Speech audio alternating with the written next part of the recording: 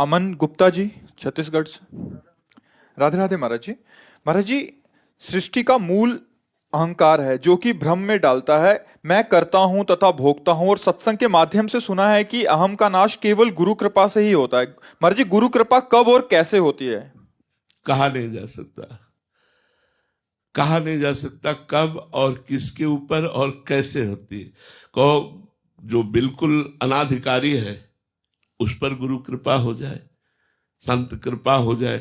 हमें लगता है ज्यादातर तो अनाधिकारियों पर ही संत कृपा होती है। अधिकारी तो चल ही रहा है भगवत मार्ग में, जो अनाधिकारी होते हैं उन पर विशेष कृपा, भगवत कृपा, गुरु कृपा अवतरित होती। पर इसका सिद्धांत नहीं कि गुरु कृपा किस पर हो जाए और कब हो जाए, इसका कोई सिद्धांत नहीं है। ये तो अहेतुकी कृपालु भगवान कब किस पर बरस पड़े, ये गुरु कृपा का मतलब भगवत कृपा ही होती है। हाँ, ये जरूर है कि जो जगत से आशा रहित हो जाए, जगत के संबंधों में, जगत के भोगों में ठुकराया गया हो, उस पर बहुत बलवती कृपा उतरती है। जो जगत के संबंधियों ने ठुकरा दिया हो और दरिद्रता हो, जगत के भोग न हो और वो कोई उससे बात न करता हो, उस पर बहुत बलवती कृपा उतरती, उसे बहुत जल्दी महान बना देती है, उच्च कोटि का आचार्य बना देती है, उच्च कोटि का महात्मा बना देती है, ब्रह्म ऋषि बना देती है। ऐसी कृपा उतरती है जो किसी के द्वारा अब प्यार करने योग्य नहीं रह गया, सबने ठुकरा दिया, ना उसके पास धन है न कोई जन है, और वो ऐसी स्थिति में पड़ गया और फिर उसे संत समागम मिल गया, बस फिर निकल गया, बहुत उच्च कोटि का महापुरुष बन जाएगा। देखो बिल्व मंगल जी चिंतामणि वैश्या में आसक्त थे, इतने आसक्त थे कि उनके माता पिता ने उनका ब्याह कराया, उन्होंने अपनी पत्नी का चेहरा भी नहीं देखा, इतने आसक्त थे। वो सब सामग्री ले लेकर के चिंतामणि वैश्या को देना, घर को बिल्कुल निर्धन कर दिया, माता पिता उसी चिंता में प्राण त्याग दिए, उनको कोई परवाह नहीं। वो केवल चिंतामणि में एक आसक्ति होती, प्रबल आसक्ति। अंततो गत्वा उनके पास जब कोई धन नहीं रह गया और चिंतामणि के पास गए, तो चिंतामणि ने भगवान की कृपा देखो उतर रही है, चिंतामणि ने उनका तिरस्कार कर दिया, जाओ। अब वो तो धन के कड़वे वचन और धक्का मारकर बाहर निकाल दे। अब इतनी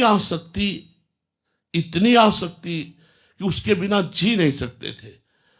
अब भारी विकलता हुई, उसी विकलता में अंदर से आया कि अब भगवान की शरण में चलते। जब जिससे कोई ठिकाना नहीं मिलता ना, तो भगवान का ठिकाना है। जिसे कोई दरबार जब सब जगह से ठुकरा दिया जाए, तो हरि का एक दरबार है, ठुकराए हुए को गले लगाना, उनको आदर देना। वो किसी संत वैष्णव से मिले, वो अपनी स्थिति बताई, तो उन्होंने कहा अगर यही आसक्ति भगवान श्री कृष्ण में लग जाए तो आपको परम पद मिल जाए, आप महात्मा बन जाएंगे। उनका कैसे लग जाए, मेरा तो घायल चित्त है। उनका नाम जप करो, और कृपा की। 1 वर्ष अपने साथ रखा और उनको वैष्णव पद्धति से मंत्र दीक्षा दी। अब वो खूब नाम जप करने लगे, भगवत आराधना में बार बार बीच बीच में चिंतामणि की याद आती तो रो देते, बस हा कृष्ण, रो देते हा कृष्ण कह के, पर अंदर से व्याकुलता चिंतामणि की होती। उन्होंने कहा गुरुजी मैं वृंदावन जाना चाहता हूँ, वहीं रहूंगा, मैं वृंदावन में जाऊंगा, वहां संतों के बीच में रहूंगा। चल पड़े। तो एक जगह जाकर रात्रि में रुके, तो प्रातःकालीन वहां मंदिर था, तो बहुत सी नौ बौद्धुएं ठाकुर सेवा के लिए, देवी पूजन के लिए आती थी। तो उनमें से एक नवीन वधू, जिसका मुख बिल्कुल चिंतामणि से मिलता जुलता था, वो देवी पूजन जे ही देखा तो वो तो इतने आशिक चित्त थे, कमंडल छड़ी सब छोड़ दी, बाबा जी बन चुके थे, वो उसके नजदीक पहुंच गए।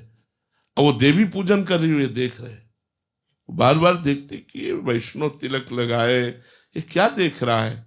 वो बस चिंतामणि की इस प्रतिरूप उसी स्त्री को, उसने जल्दी जल्दी ठाकुर सेवा की और चल दिया। उसका मन नहीं लगा कि ये आदमी गलत ढंग से देख रहा है। अब वो पीछे पीछे चल पड़े। इतने आसक्त चित्त, बिल्कुल कोई डर नहीं, कोई भय नहीं। उसके घर पहुंच गए। वो घर में जाके दरवाजा ऐसे बंद किया और अपने पति से कहा, कोई दुष्ट आदमी है, लगाए तो तिलक है लेकिन प्रवृत्ति ठीक नहीं, वो पीछे पीछे आया है।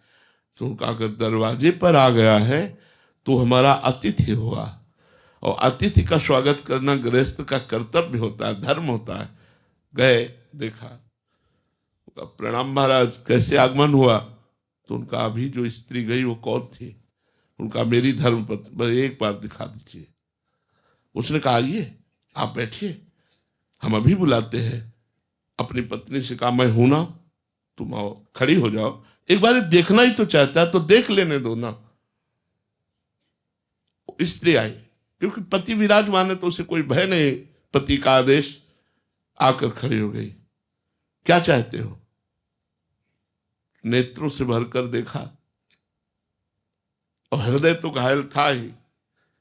कारी आंखें, तूने फिर श्री कृष्ण जैसे प्रेमी और प्रभु से मुझे विलग कर दिया, फिर मुझे इस रूप में फंसा दिया। तो उनका, देवी एक काम करोगी, 2 सुई ला के दोगी? तो उनका हाथ दे। वो 2 सुई, उनको क्या पता क्या करना था, 2 सुई लाए और दोनों अपनी आंखों में डाल लिया। इन आंखों ने श्री कृष्ण से विमुख किया अपने, बस वहां से चल पड़े। अब चलने का अभ्यास जो जन्म से अंधा होता है उसका अलग होता है, लेकिन जो तत्काल आंखें बंद करके चले वो गिर पड़ेगा। तो उनकी तत्काल आंखें फूटी थी, तो एक रास्ते में पास में कुआं था, उसमें गिर गए। अब वहां निकाले कौन? जंगल था। तो बस पुकारा, हे कृष्ण, तो आवाज आई, बाबा हाथ ऊपर कर।